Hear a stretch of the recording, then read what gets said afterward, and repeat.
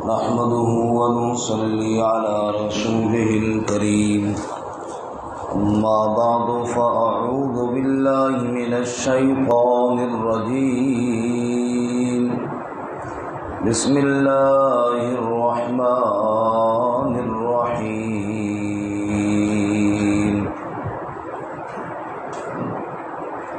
فلذلك فادع واستقم كما أمرت ولا تتبع أهواءهم وقل آمنت بما أنزل الله من كتاب وأمرت لأعدل بينكم الله ربنا وربكم لنا أعمالنا ولكم أعمالكم لا حجة بيننا وبينكم الله يجمع بيننا وإليه المصير والذين يحاجون في الله من بعد ما استجيب له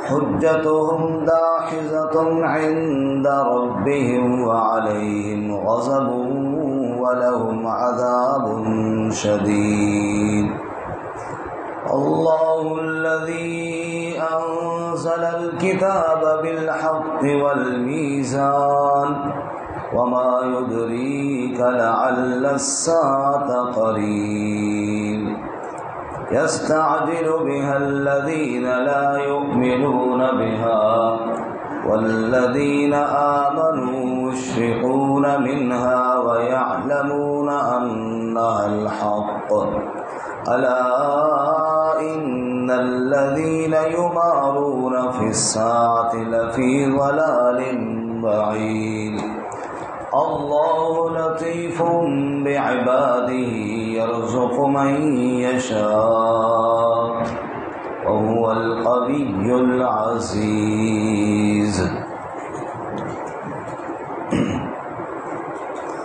فلذلك فادعوا بس اس لیے آپ بلائیے واستقم كما امرت اور ڈٹ جائیں جیسا کہ آپ کو حکم دیا گیا ولا تتبع اهواءهم اور مت اتباع کیجیے ان کی خواہشات کی وقل آمنت بما انزل الله من کتاب اور کہہ دیجئے کہ میں ایمان لایا اس کے ساتھ جو اللہ نے نازل کی کتاب وَأُمِرْتُ لِأَعْدِلَ بَيْنَكُمْ اور میں حکم دیا گیا ہوں تاکہ انصاف کروں تمہارے درمیان اللہ ربنا وربکم اللہ ہمارا رب ہے اور تمہارا رب ہے لنا اعمالنا ولکم اعمالکم ہمارے لیے ہمارے اعمال اور تمہارے لیے تمہارے اعمال لا حجت بیننا وبینکم کوئی جھگڑا نہیں ہمارے اور تمہارے درمیان اللہ یجمع بیننا اللہ تعالی جمع فرمائے گا ہمیں وإلیہ المصیر اور اسی کی طرف لوٹ کر جانا ہے والذین یحاجون فی اللہ اور وہ لوگ جو جھگڑا کرتے ہیں اللہ کے بارے میں یعنی اللہ کی توحید کے بارے میں من بعد ما استجیب له اس کے بعد جو قبول کر لیا گیا اس کے لیے حجتهم داحظة عند ربهم ان کی دلیل فسبا ہونے والی ہے باطل ہونے والی ہے ان کے رب کے ہاں وعلیہم غضب اور ان پر غضب ہے ولہم عذاب شدید اور ان کے لیے شدید عذاب ہے اللہ الذی انزل الكتاب بالحق والمیزان اللہ کی وہ ذات ہے جس نے نازل کیا کتاب کو حق کے ساتھ اور میزان. وما یدریک لعل الساعة قریب، اور نہیں معلوم تجھے شاید کہ قیامت قریب ہو. یستعجل بها الذین لا یؤمنون بها، جلدی کرتے ہیں اس کے ساتھ وہ لوگ جو ایمان نہیں رکھتے اس کے ساتھ. والذین آمنوا مشفقون منها، اور وہ لوگ جو ایمان لائے وہ ڈرنے والے ہیں اس سے. وَيَعْلَمُونَ أَنَّهَا الْحَقُّ، اور جانتے ہیں کہ بے شک وہ حق ہے. أَلَا إِنَّ الَّذِينَ يُمَارُونَ فِي السَّاعَةِ، خوب سن لیجئے، بے شک جو جھگڑا کرتے ہیں قیامت کے بارے میں، لَفِي ضَلَالٍ بعید، دور کی گمراہی میں ہیں. اللہ لطیف بعبادہ یرزق من یشاء، اللہ تعالیٰ لطف فرمانے والا ہے، کرم فرمانے والا ہے اپنے بندوں کے ساتھ. یا اللہ تعالیٰ باریک بین ہے اپنے بندوں کے ساتھ، رزق دیتا ہے جس کو چاہتا ہے. وَهُوَ الْقَوِيُّ الْعَزِيزُ، اور وہ قوت والا غلبے والا ہے. سبحان ربك رب العزة عما يصفون وسلام على المرسلين والحمد لله رب العالمين. اللهم صل على محمد وعلى آل محمد كما صليت على إبراهيم وعلى آل إبراهيم إنك حميد مجيد. اللهم بارك على محمد وعلى آل محمد كما باركت على إبراهيم وعلى آل إبراهيم إنك حميد مجيد.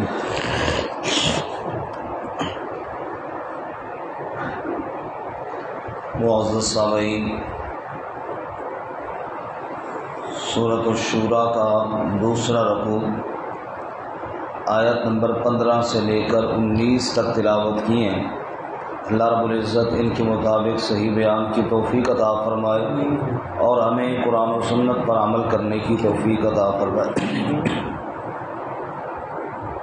گزشتہ سبق میں ہم نے پڑھا نوح علیہ السلام، ابراہیم علیہ السلام، موسیٰ علیہ السلام، عیسیٰ علیہ السلام اور جناب محمد الرسول اللہ صلی اللہ علیہ وسلم. گویا کہ تمام انبیاء کی طرف اللہ تعالیٰ نے یہ وحی بھیجی کہ عبادت کے لائق صرف کون ہے؟ اللہ. جب سارے انبیاء کی متفقہ یہ دعوت ہے تو آج کے سبق میں اس پر کچھ احکامات نازل فرمائے. پہلا حکم فَلِذَالِكَ فَادْعُ، جب سارے انبیاء کی متفقہ دعوت ہے کہ معبود صرف اللہ ہی کی ذات ہے تو بس اس لیے آپ بلائیں. دو مطلب ہیں اس کے. فَلِذَالِكَ فَادْعُ، اس لیے آپ اللہ کی طرف دعوت دیں، لوگوں کو فدو کا مطلب بلائیں، دعوت دیں، لوگوں کو اللہ کی طرف لے کر آئیں. قُلْ هَٰذِهِ سَبِيلِي أَدْعُو إِلَى اللَّهِ، لوگوں کو اللہ کی طرف بلائیں. جب سارے انبیاء کی متفقہ یہی دعوت ہے تو آپ بھی اسی پر کاربند رہیں اور لوگوں کو اللہ کی طرف دعوت دیں. دوسرا مطلب فَادْعُ کا معنی پکار. جب اللہ ہی معبود ہے تو فَلِذَالِكَ فَادْعُ، اس لیے اللہ ہی کی پکار کریں، اللہ کے علاوہ کسی کی پکار نہ کریں، کیونکہ پکار کے لائق اللہ ہی کی ذات ہے اور سارے انبیاء کا متفق کا مسئلہ بھی یہی ہے. تو پہلا حکم دیا فَلِذَالِكَ فَادْعُ، اللہ ہی کی طرف بلائیں اور اللہ ہی کی پکار کریں.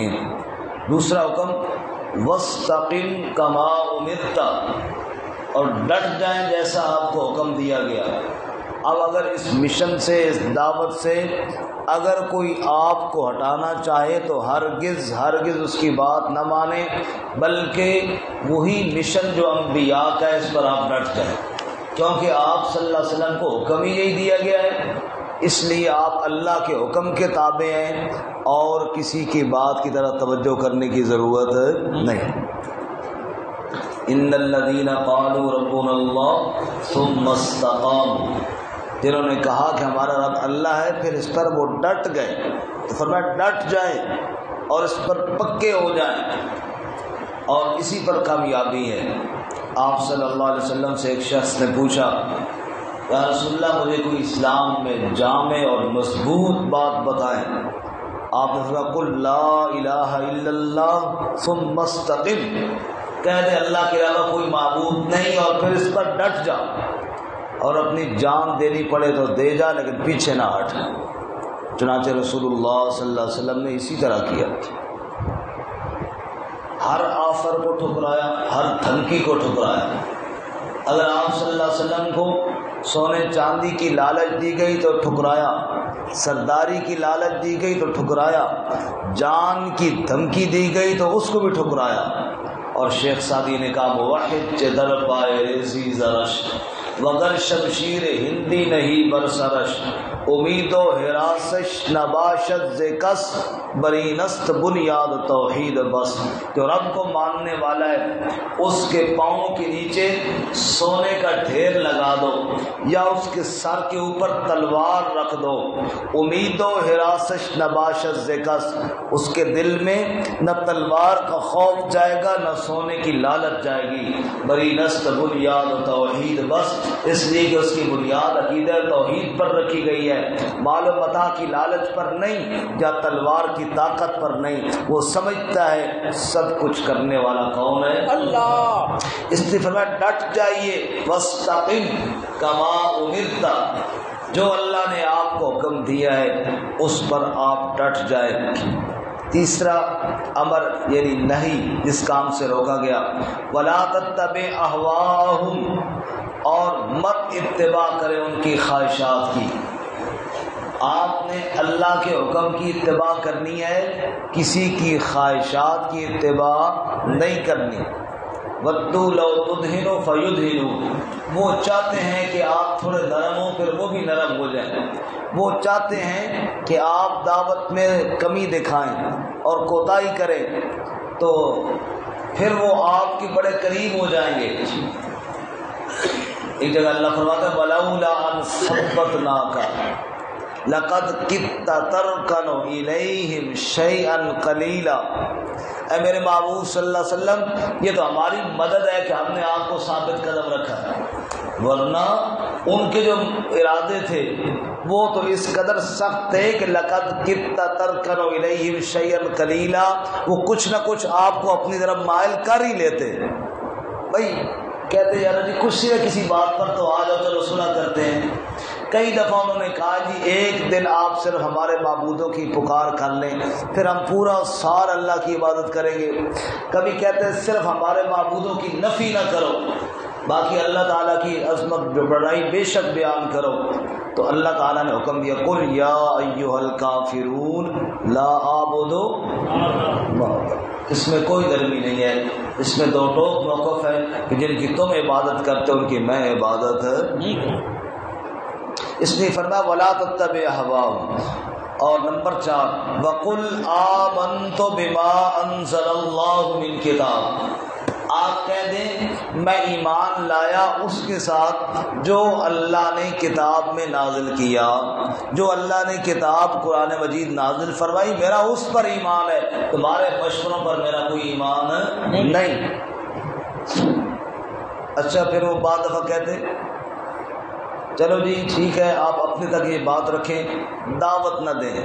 فرمایا وَأُمِرْتُ لِأَعْدِلَ بَيْنَكُمْ، میں یہ بھی حکم دیا گیا کہ عدل کروں تمہارے درمیان، یعنی سب کو یہ پیغام پہنچاؤں، اس میں کسی کا لحاظ نہیں کرنا، سب تک یہ پیغام پہنچانا کہ لا الہ الا اللہ۔ کون سا پیغام؟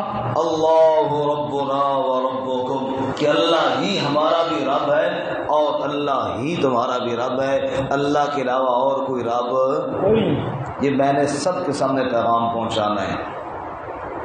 لنا اعمالنا ولکم اعمالکم، ہمارے لیے ہمارے اعمال اور تمہارے لیے تمہارے اعمال، یعنی ہم اللہ کی طرف بلاتے رہیں گے، تم نہیں مانتے ہو تو شرک پر ڈٹے رہو، لیکن ہم نے اپنے عمل کو، کام کو چھوڑنا نہیں ہے۔ اگر تم اپنے جھوٹے مذہب پر اتنے پکے ہو تو ہم سچے پر کیوں نہ پکے ہوں گے؟ اس لیے فرمایا ہم نے ڈٹ کر اس کی طرف بلانا ہے۔ لا حجت بیننا و بینکم، حجت کا معنی ایک معنی تو جھگڑا، ہمارے تمہارے درمیان جھگڑا تو کوئی نہیں، ہم تو اللہ کی طرف دعوت دیتے ہیں، مان لو گے تو فائدہ ہے، نہیں مانو گے تمہارا نقصان ہے، اس میں جھگڑے والی تو بات ہی کوئی نہیں۔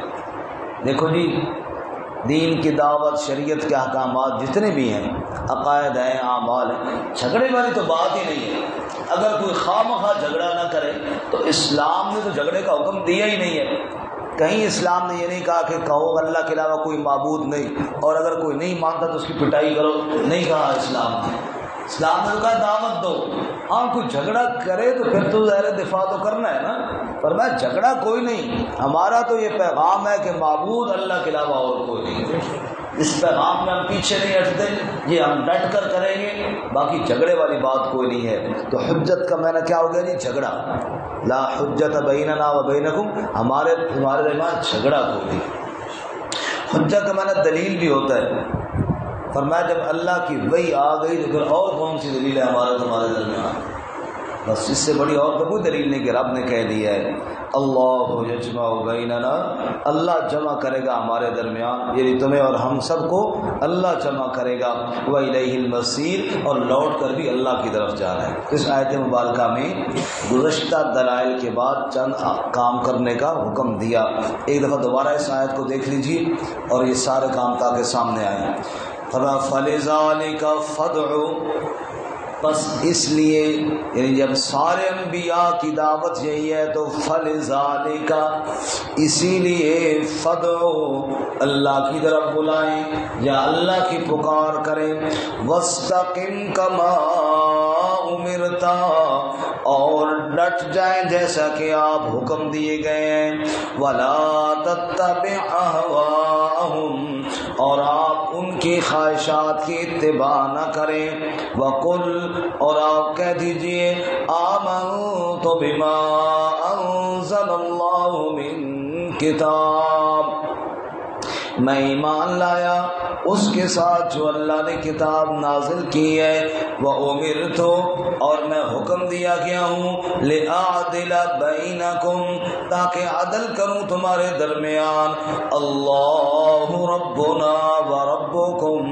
اللہ ہمارا رب ہے اور اللہ تمہارا رب ہے، لنا اعمالنا وَلَكُمْ اعمالکم، ہمارے لیے ہمارے اعمال اور تمہارے لیے تمہارے اعمال، لا حجت بیننا و بینکم، کوئی جھگڑا نہیں ہمارے اور تمہارے درمیان، اللہ یجمع بیننا، اللہ ہی جمع کرے گا ہم سب کو، وَإِلَيْهِ الْمَصِيرُ،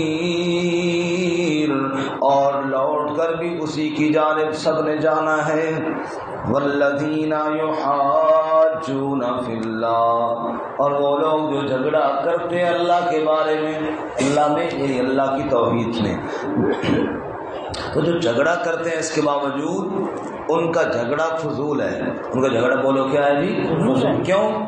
اس لیے کہ دو باتوں کی وجہ سے۔ پہلی بات، من بعد ما استجیب له حجتهم داحضۃ عند ربهم، اس کے بعد کہ اللہ کی وحدانیت کا مسئلہ قبول کر لیا گیا۔ ایک سوال کا جواب ہے، سوال یہ ہے کہ پہلے لوگوں نے جنہوں نے اللہ کی دین میں، اللہ کے احکامات میں گڑبڑ کی، بعد میں اگر کوئی ان کی بات مان گئے تو ان بعد والوں کو تو قصور نہیں ہے کہ انہوں نے جیسے بڑوں کو دیکھا یہ بھی اس طرف چل پڑے۔ اللہ فرماتے ہیں نہیں، ان کا قصور ہے، اس لیے کہ من بعد مستجیب لہ، اللہ تعالیٰ کی نبی صلی اللہ علیہ وسلم کی دعوت کو کئی علماء مان چکے یہود و نصارہ کے، تو انہوں نے خواہ انہی علماء کے پیچھے چلنا ہے جو گڑبڑ کرنے والے ہیں۔ ادھر سچا نبی بھی ہے اور سچے نبی کے ماننے والے سچے علماء بھی ہیں، تو انہوں نے سچے نبی کو بھی چھوڑ دیا، سچے علماء کو بھی چھوڑ دیا، خواہ انہوں نے بے ایمانوں کے پیچھے چلنا ہے، تو ان کا کوئی قصور نہیں، قصور تو ان کا ہے نا، تو کیوں نہیں چلتے سیدھے اور سچے لوگوں کے پیچھے؟ کوئی بات سمجھ میں آ رہی کہ کوئی نہیں آ رہی؟ تو فرمایا من بعد مستجیب لہ، حکم مان لیا گیا، جو انبیاء نے دعوت دی وہ تسلیم کر لی گئی، پھر یہ کیوں چلتے ہیں؟ اب اگر یہ سچے انبیاء اور سچے علماء کی راہ کو چھوڑ کر غلط راہ پر چلتے ہیں تو حجتہم داحضۃ عند ربہم، ان کی دلیل ناکارہ ہے رب کے ہاں، ان کی دلیل باطل ہے رب کے ہاں، کوئی حیثیت نہیں اس کی۔ وعلیہم غضب ولہم عذاب شدید، ان پر اللہ کا غضب آئے گا اور ان کے لیے شدید عذاب ہوگا کہ اللہ کے سچے انبیاء کی بات کو چھوڑ کر جھوٹے بے ایمانوں کے پیچھے کیوں چلے ہیں؟ تو یہ دلیل اللہ کے ہاں قابل قبول نہیں۔ اور نمبر 2، اللہ الذی انزل الکتاب بالحق والمیزان، اللہ تعالیٰ کی وہ ذات ہے جس نے قرآن کو، کتاب کو حق کے ساتھ نازل کیا، والمیزان، اور میزان بنایا، ترازو بنایا، حق اور باطل کو پرکھنے کا معیار بنایا، سچ اور جھوٹ کو پرکھنے کا معیار اللہ نے قرآن کو بنایا۔ میزان کا معنی ترازو، میزان کا کیا معنی جی؟ ترازو۔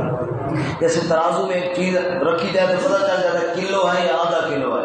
اللہ فرماتے ہیں تم بھی آؤ نا، پیش کرو نا اپنی بات کو اللہ کی کتاب پر، پتہ چل جائے گا کہ سچ ہے یا جھوٹ ہے۔ تو اللہ کی کتاب کے ہوتے ہوئے پھر اگر کوئی کہانیاں اور قصوں کے پیچھے چلتا ہے تو مجرم تو ہے نا، اللہ تعالیٰ کی آیات بینات کو چھوڑ کر۔ اس لیے فرمایا اللہ کی وہ ذات ہے جس نے کتاب کو نازل فرمایا بالحق والمیزان، حق کے ساتھ نازل کیا اور میزان بنایا۔ لوگ کہتے ہیں قیامت کب آئے گی؟ وما یدریک لعل الساعة قریب، تجھے کیا پتا قیامت تو بالکل قریب آنے والی ہے، قیامت کوئی دور نہیں۔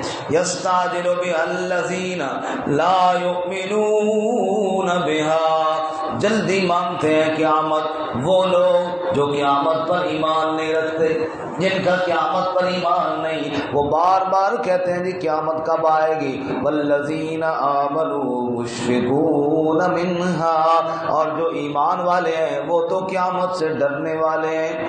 ویعلمون، اور جانتے ہیں انها الحق، بے شک وہ قیامت حق ہے، بے شک وہ سچ ہے۔ الا ان الذین یمارون فی الساعة، خوب سن لو لوگو، توجہ سے سنو، بے شک وہ لوگ جو قیامت کے بارے میں جھگڑا کرتے ہیں لفی ضلال بعید، وہ دور کی گمراہی میں پڑے ہوئے ہیں۔ قیامت میں جھگڑا نہیں کرنا بلکہ قیامت پر ایمان رکھنا ہے۔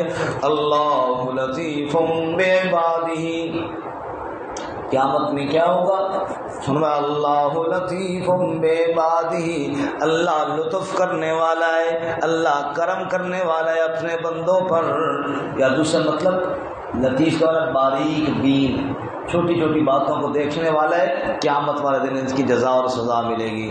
اللہ لطیف بعبادہ یرزق من یشاء، اللہ باریک بین ہے اپنے بندوں کے ساتھ، رزق دیتا ہے جس کو چاہتا ہے۔ وہو القوی العزیز، قوت والا بھی اللہ، غلبے والا بھی کون ہے جی؟ اللہ، وہ قوی بھی